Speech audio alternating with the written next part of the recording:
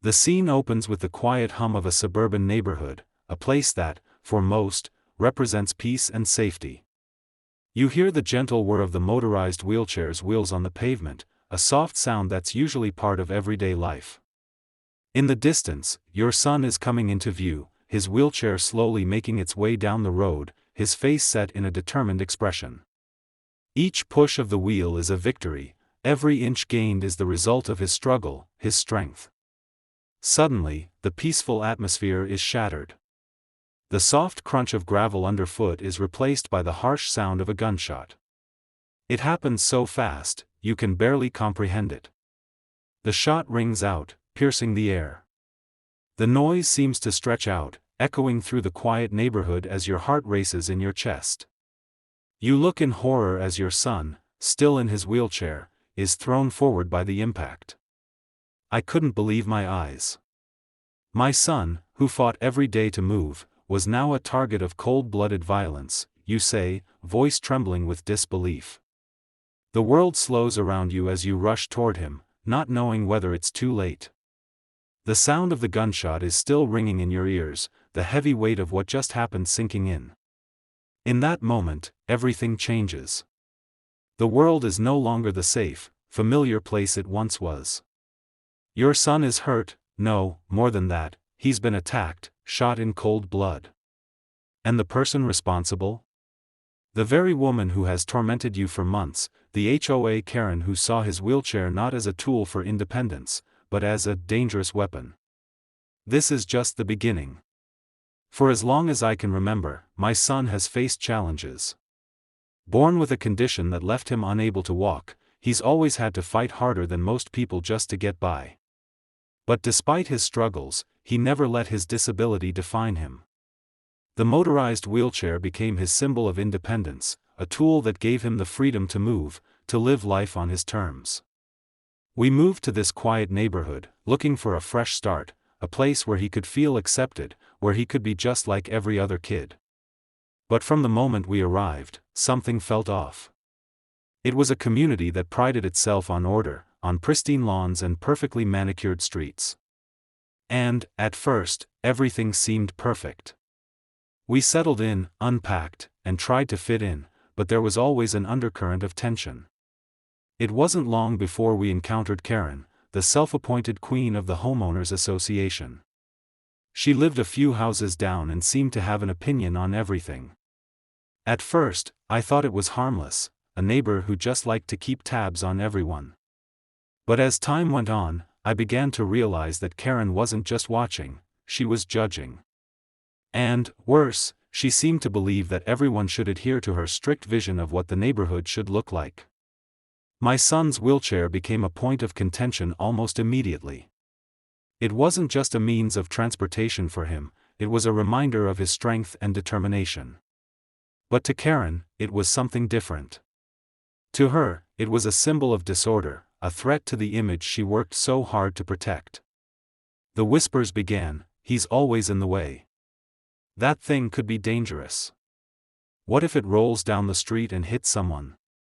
These weren't just idle comments. They were accusations, shared by Karen and her followers in the neighborhood. Her disdain for my son's wheelchair wasn't just about aesthetics, it was about control. She couldn't tolerate anything that didn't fit her perfect, orderly world. In her eyes, a disabled child in a motorized wheelchair didn't belong. He was a disruption, a problem. The kind of problem she felt needed to be fixed. The more my son used his wheelchair, the more Karen fumed, her frustration growing into something darker. At one point, she even tried to rally the neighbors, pushing for rules to restrict where and when wheelchairs could be used on the streets. Her words were thinly veiled threats, aimed at making us feel unwelcome, like outsiders in a community that wasn't meant for us. The whispers had begun, accusations from Karen and her followers. A wheelchair, they said, was a threat to their pristine streets, I recall with a bitter edge in my voice. We tried to ignore it, but deep down, I knew that Karen's irrational fears were only the beginning. There was no reasoning with her, she saw my son's disability as a weakness, something that could tarnish her perfect world. And that's when the true nightmare began to unfold. It was an unusually hot afternoon, the sun hanging low in the sky, casting long shadows across the street. My son was outside, enjoying the rare freedom of a quiet moment. He navigated his motorized wheelchair down the sidewalk with the kind of determination that always amazed me. Every day, he faced his challenges head-on, but today, there was something about his focus that made me feel as though the world had quieted down just for him. I was in the garage, checking on the tools I'd left scattered around from a project, when I heard the unmistakable sound of footsteps behind me, heavy and deliberate. Before I could turn around, I felt the chill of a familiar presence. It was Karen. She stood there, her face twisted in a look of frustration that I had seen all too often. I had learned over the months to read her like a book, and the look on her face told me she wasn't just angry, she was seething. I could feel the tension in the air, the thick silence that hung between us. "You're letting him run wild on the streets again?" Karen's voice was sharp, her words cutting through the heat of the afternoon. She didn't even greet me, didn't even try to soften her approach.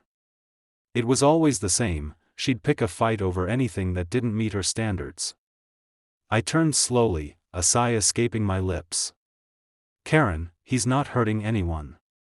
He has every right to be out here, just like everyone else." Her eyes narrowed. "That wheelchair is a hazard. You don't belong here. You should be keeping him out of sight, where he won't disturb anyone." I tried to keep my voice steady, knowing that responding in anger would only fuel her. "He's not disturbing anyone. He's just trying to live his life." But Karen wasn't listening. She was too consumed with her irrational fears, her twisted idea of what danger really was. "That thing could be a weapon. You don't know what could happen with him on the road. He's a threat to this neighborhood." Her voice rose as she spoke, the hysteria becoming more evident with each word. I could feel the heat of her words burning through me. "Karen, this isn't about safety. You're just trying to control everything. He's not a threat." She stepped closer, her breath coming in short, sharp gasps. My son, sensing the tension, looked up from his wheelchair, his eyes wide as he took in the scene. But Karen didn't care. The sight of him, just a boy, a child, in a wheelchair, only seemed to fuel her fury. Her hand gripped something in her pocket, and I watched, helpless, as she slowly pulled out a gun, her fingers shaking but her resolve firm. Everything happened in an instant. I froze. My heart pounded in my chest, and a scream of disbelief caught in my throat. "Karen, no!" I shouted, but my voice was drowned out by the sound of the gun's report. I watched in horror as my son's body jerked violently, his chair tilting forward. The world around me seemed to slow down as I rushed to him, not knowing what I would find. His eyes were wide in shock, his body trembling, but the pain wasn't what I feared. It was the sight of blood, the crimson streak staining his clothes, his chair, the pavement. "Please, he's just a child," I screamed, my voice cracking under the weight of the moment. But the shot had already rung out. The damage was done. Karen stood there, her hand still holding the gun, her face expressionless as if she had just done something as routine as watering her plants. The madness of it all settled like a cloud, thick and suffocating. The air felt heavier, the world around me no longer recognizable. I knelt beside my son, my hands shaking as I tried to stop the bleeding. His breath came in shallow gasps. But my mind wasn't focused on that. No, my mind was consumed by one question: how could this have happened? How could a mother, a neighbor, someone who had lived alongside us for months, look at my son and see a threat? And in that moment, I realized something that chilled me to the bone: this wasn't just a random act of violence. It was the culmination of a hatred that had been brewing for far too long. The sound of the gunshot still echoed in my ears, reverberating through the streets like a nightmare I couldn't wake from. I didn't know what I was doing, I just moved. I ran to my son, my heart hammering in my chest, my body in full panic mode, but my mind was numb, frozen.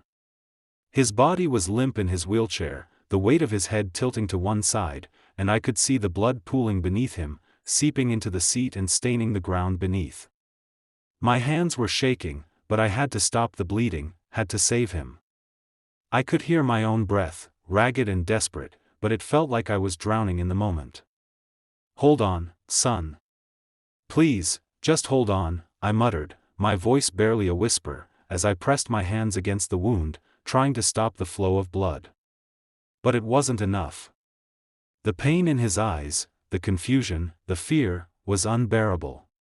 He looked up at me, unable to speak, his chest rising and falling with shallow breaths. "Why?" I whispered through clenched teeth. "Why would she do this?" But the words hung in the air, unanswered, as Karen stood there, her gaze distant, her face eerily calm. She didn't move, didn't flinch, didn't show any remorse. It was like she was detached from the gravity of the situation, watching from a distance as if this was just something that happened every day. "Call an ambulance." I shouted at her, my voice desperate, but she didn't respond. She didn't move a muscle. She just stood there, her hand still gripping the gun, as though she were frozen in time. I glanced back at my son, tears blurring my vision, but I couldn't let myself break. Not yet. I had to stay strong. I took out my phone with trembling hands, dialing 911, but my mind couldn't focus on the words. Everything felt wrong. The world felt like it had shifted on its axis, and all I could do was cling to the hope that my son would make it through this. Through the phone, I could hear the dispatcher asking what happened, but all I could say was, "My son, he's been shot, someone shot him." My son's breath grew weaker, and all I could do was hold him, the blood staining my hands, staining my soul. I was a parent, and my baby was hurt, but the hardest part was knowing that Karen, the woman responsible, was standing there, unmoved, as if this was nothing. The sirens wailed in the distance, getting louder and louder until they finally arrived, the flashing red and blue lights casting an eerie glow on the neighborhood. But even the arrival of the police couldn't bring back the feeling of safety that had once existed here. As the officers rushed to the scene, I held my son close, my heart beating painfully in my chest. I could hear the frantic, confused shouts of neighbors in the background, but none of it mattered, not now. All that mattered was getting my son the help he needed. The officers quickly began to take control of the situation, one of them approaching Karen, who had yet to move from her spot. She was still standing there, as if nothing had happened, the gun now lying on the ground beside her like a discarded piece of trash. But her expression was calm, too calm for someone who had just shot a child. "She was just defending herself," Karen muttered, her voice cool and detached as if she were explaining something as mundane as a neighbor's broken fence. "He was a threat. His wheelchair was a dangerous vehicle." The words hit me like a punch to the gut. A dangerous vehicle. My mind struggled to process what she was saying. How could she justify this? How could she look at my son, my disabled son, and call him a threat? But the officers seemed to be listening. I watched, my blood boiling, as they took her statement, her cold, calculated excuse for what was nothing less than a cold-blooded act of violence. I could see the disbelief in the eyes of the other officers, but it wasn't enough. They hadn't arrested her yet. She hadn't even been handcuffed. They turned to me for my side of the story, and I tried to speak through the knot of anger and disbelief that was choking me. "She shot him. My son wasn't a threat. He was just sitting in his chair. He's disabled, for God's sake." But even as I spoke, I could feel the weight of their skepticism, as if they were still processing the bizarre excuse Karen had given. It was as though they were more focused on the legitimacy of her claims than the fact that my son was bleeding out in my arms. The ambulance arrived, and I was finally able to leave the scene. But the damage had already been done. The police left the scene with Karen, but there was no arrest. No urgency to pursue the case. Just a simple promise that they'd look into it. As I sat in the hospital, waiting for news, the outrage began to spread. though it wasn't the kind of outrage I had hoped for. Neighbors who had once been friendly now gave me looks of suspicion. Some whispered behind their hands, muttering things like, "Maybe he really was a danger. Couldn't he have been doing something with that chair?" Even the police had made it clear they were taking Karen's defense seriously, treating it as a legitimate concern rather than the excuse it truly was. It felt like we were being victimized twice, once by Karen, and again by the very community that had once accepted us. Some of the same neighbors who had stood by and done nothing when Karen had harassed us were now questioning my son's motives, questioning his right to exist without being labeled a threat. My son had become a pawn in a game I couldn't understand. I wanted to scream, to make them see the truth, but all I could do was sit and wait. And as the days passed, the emotional toll began to sink in deeper. It wasn't just about my son anymore, it was about the injustice, the blatant disregard for his life. How could the law stand by and let someone like Karen walk free? How could they give her any credibility when she was clearly lying? But Karen's actions weren't just damaging on a personal level, they were poisoning the entire community, creating a divide between neighbors who should have been supporting each other. People took sides, and the lines were drawn. Still, as the fallout continued, I held on to one thing: my son was alive. But for how long? How much longer could I watch as Karen's lies slowly twisted the narrative into something unrecognizable? The fight for justice had just begun, and I wouldn't rest until it was served. The days following the incident were a blur of hospital visits, legal meetings, and a growing sense of isolation. But what hit hardest wasn't the physical pain or the frustration, it was the way the neighborhood began to unravel, right before my eyes. The community I thought I had trusted, the people I had called neighbors, were now divided, split into two factions, with one side blaming us and the other rallying behind us. It was subtle at first. A few awkward encounters at the grocery store, hushed whispers as I walked by, eyes that avoided mine. But then the letters started coming, anonymous notes shoved into our mailbox, some claiming my son was a danger to the community, others expressing support but with a strange hesitation, like they weren't fully sure which side to take. The tension thickened, and I realized it wasn't just about the shooting anymore. It was about fear of standing up for what was right. Fear of being labeled an outsider for supporting a family who was already under attack. Fear of voicing an opinion when the lines between right and wrong seemed blurred, as if Karen's version of events held more weight than the truth. Some of our neighbors, those who had been friendly and warm before, now barely acknowledged us. They crossed the street to avoid us, avoiding eye contact as they scurried past. I could hear the quiet murmurs, the judgment in their voices. What kind of parents would let their child roam around in a dangerous vehicle like that? One woman whispered as I overheard her conversation with another neighbor. What if he had run into one of our kids? And then there were the others, those who couldn't look at the situation and ignore the truth. They knew Karen, just like I did. They knew she wasn't just afraid, she was controlling, manipulative, and cold-hearted. They saw right through her excuse. They knew my son was no threat to anyone. But even with their support, the atmosphere was thick with unease. They spoke out, but it didn't feel like enough. It was as though they were waiting for something, or someone, to make a definitive move, to take action that would restore the balance. One afternoon, I sat down with one of the few neighbors who had reached out to me. Clara had always been kind, always a source of support during the rough days. But even she had been affected by the division. Her words, though supportive, came with a sorrowful tone.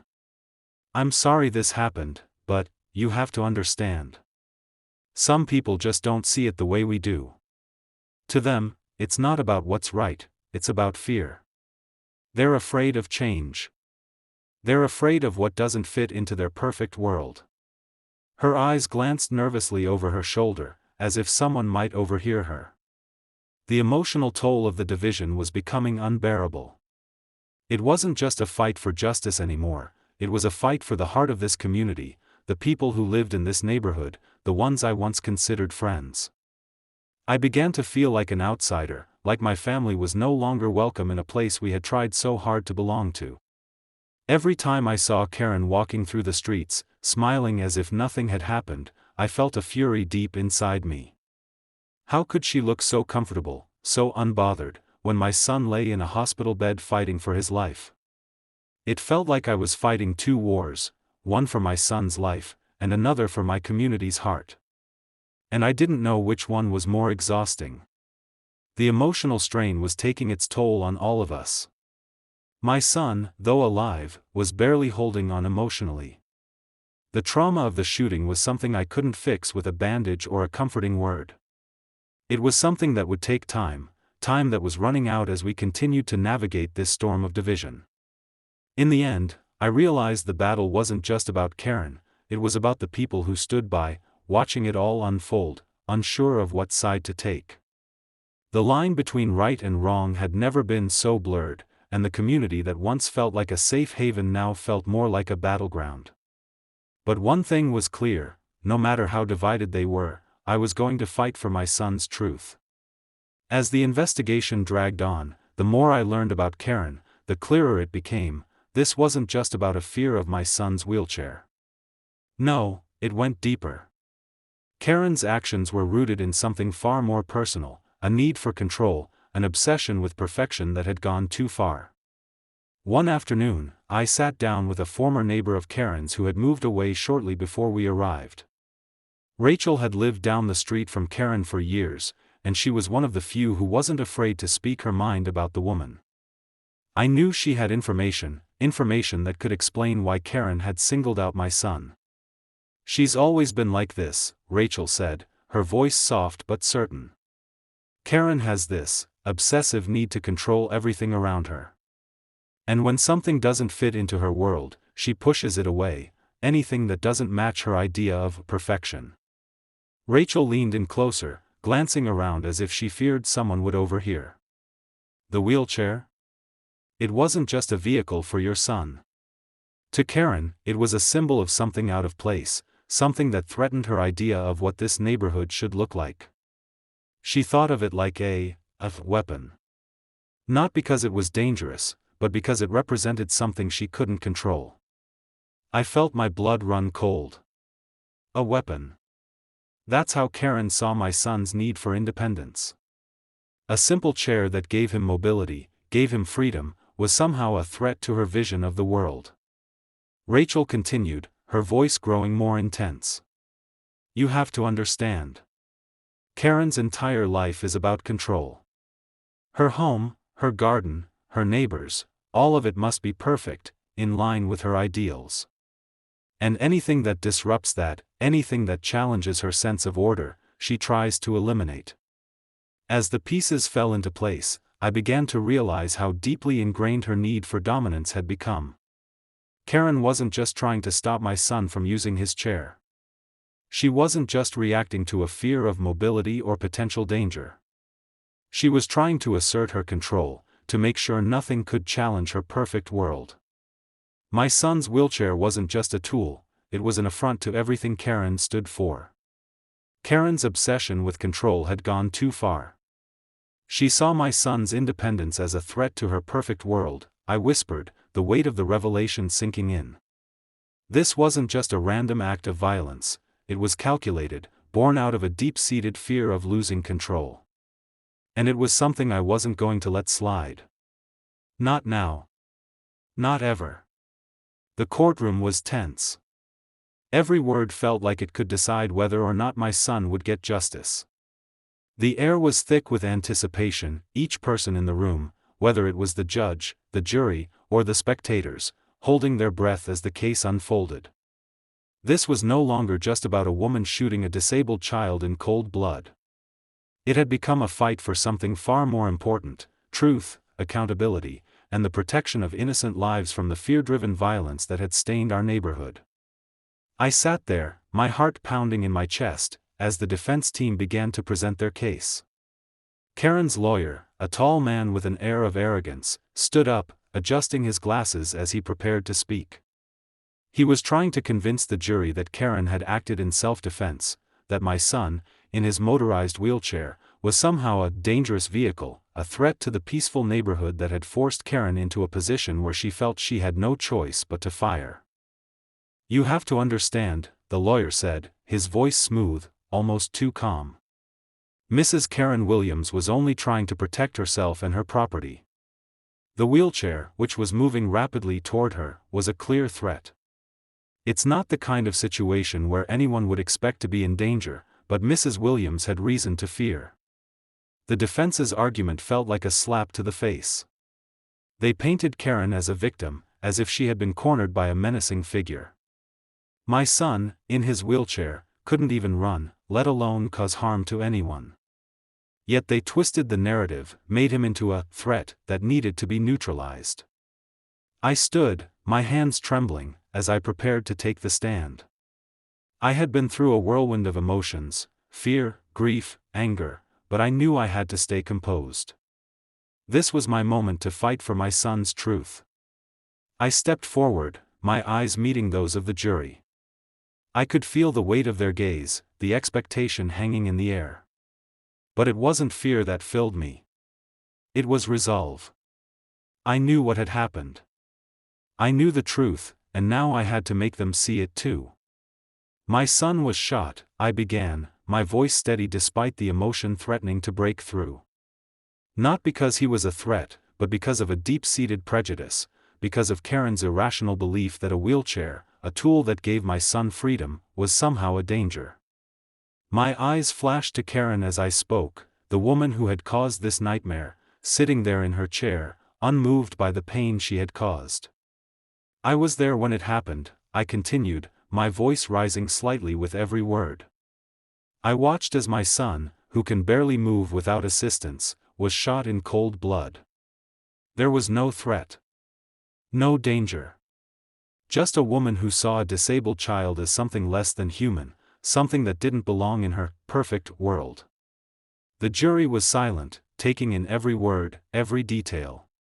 I could feel the weight of their eyes on me, but I didn't back down. I needed them to understand. My son wasn't just a victim of a gunshot, he was a victim of the prejudice and hate that had festered in Karen's mind for so long. The defense lawyer stood up again, attempting to interrupt, but the judge silenced him with a stern look. Then, Karen's voice pierced the air, a voice that had been eerily quiet until now. "I didn't want to hurt him," she said, her voice trembling, though it lacked any real remorse. "I was just afraid. I had no choice." Her words sent a ripple through the room. I felt my heart tighten in my chest, hearing her attempt to justify what she had done. It wasn't fear that made her pull the trigger, it was control, hatred, and a complete disregard for the life of my son. "Karen, you didn't shoot him because you were afraid," I shot back, my voice firm, every ounce of anger and pain flowing through my words. "You shot him because you couldn't stand that he was different. You couldn't stand that he was living freely, that he was taking up space in the world. Your fear wasn't about safety, it was about your own warped need for control." The tension in the room was suffocating. Karen's expression remained blank, but I could see the shift in the jury's faces. The doubt was starting to creep in. They were beginning to question her version of events. And that was all I needed. The prosecutor stood up, ready to make his closing argument. He turned to the jury, his voice calm but full of conviction. This was not an act of self-defense. This was an act of cold, calculated violence. A child, in a wheelchair, shot by a woman who could not accept the fact that not everyone lives by her rules. And now we're here, asking for justice, for the truth to be heard. My colleagues and I trust that you will see it for what it truly was, murder. The room was still as the jury deliberated, the minutes feeling like hours. Every second dragged on, but I refused to let the fear consume me. This wasn't just my fight, it was my son's, and I had to see it through. Finally, after what felt like an eternity, the jury returned. The judge asked for the verdict, and the room fell into complete silence. My heart pounded in my chest, the breath caught in my throat. And then, the words came, the words I had been waiting for: "We find the defendant guilty of attempted murder." The relief that flooded through me was overwhelming. My son's pain, the chaos that had followed, the emotional toll it had taken on all of us, it had all led to this moment. Justice had been served. The fight wasn't over, not yet, but it was a start. And for the first time in a long while, I felt like we could breathe again. The courtroom was quiet as the gavel struck, and for a moment, everything seemed to freeze in time. Karen had been found guilty, guilty of attempted murder, guilty of the cold-blooded act she had committed that day. She was taken away in handcuffs, her face devoid of any emotion, her eyes vacant. There was no victory in her gaze, no sense of relief in the air. It was as if she had already convinced herself that what she had done was justified. For us, the moment was bittersweet. The verdict wasn't a return to normal, it was a recognition of what had been taken from us. It was the first step in our journey toward healing, but it didn't erase the scars. My son, still recovering physically, would bear the emotional wounds for the rest of his life. The trauma of that day, the fear and uncertainty, would never leave him entirely. He would never be the same boy who had once roamed the streets of our neighborhood, confident and full of life. The days following the trial were a blur of paperwork, meetings with counselors, and endless discussions about the future. But through it all, we found a small measure of peace. The neighborhood, though still divided, slowly began to shift. Some of the neighbors who had stood by Karen now apologized, admitting they had been wrong to let their fears cloud their judgment. It wasn't much, but it was a start, a small acknowledgement that what Karen had done was not just wrong, but unforgivable. At home, my son's recovery continued, but the journey was a long one. He struggled with nightmares, with the echoes of that gunshot, with the fear that the world might never be safe again. But there were small victories, too. Each day, he grew stronger, more resilient, learning to trust again, to move past the trauma. I watched him with a mix of pride and sadness, knowing that while he was healing, the innocence he had lost that day would never return. In the end, the law had given us justice, but nothing could undo the damage Karen had caused. The incident had irrevocably changed our lives. We would never again look at our community, our neighbors, or even ourselves the same way. But we had survived, and together, we were moving forward. As I sat beside my son one evening, watching the sunset from our front porch, I couldn't help but reflect on everything that had happened. "We'll be okay," I said softly, more to myself than to him. He nodded, his eyes still a little uncertain, but there was a glimmer of hope there now, something that had been missing for so long. We weren't just surviving anymore. We were starting to live again. But as I looked out across the street, I knew this would never truly leave us. The road to healing was long, and the scars would always be there. In the end, I whispered, the law gave us some justice. But nothing will bring back the innocence my son lost that day. And yet, as the sky darkened above us, I held on to the belief that, despite everything, there was still hope. There was still a future for us to rebuild. One step at a time. As the camera zoomed out, I sat on the edge of our porch, my son beside me. The world had quieted around us, the weight of everything that had happened still heavy in the air, but there was a sense of peace now, a quiet acceptance. I glanced over at him, watching the subtle rise and fall of his chest as he stared at the horizon. There was still so much to work through, so much healing left to do. But in this moment, for the first time in a long time, there was hope. "I will never forget that day," I said, my voice steady but tinged with emotion, "but I choose to move forward. My son is still here, and that's all that matters." The journey had been anything but easy. The trauma, the legal battles, the heartbreak, it had all taken a toll. But through it all, my son had shown a resilience I never expected. He wasn't the same boy he once was, but in many ways, he was stronger. He had learned to trust again, to smile even when the pain threatened to overwhelm him. And so, we moved forward, together. I glanced at him again, his eyes full of quiet determination, and I knew we would find our way through this. We had to.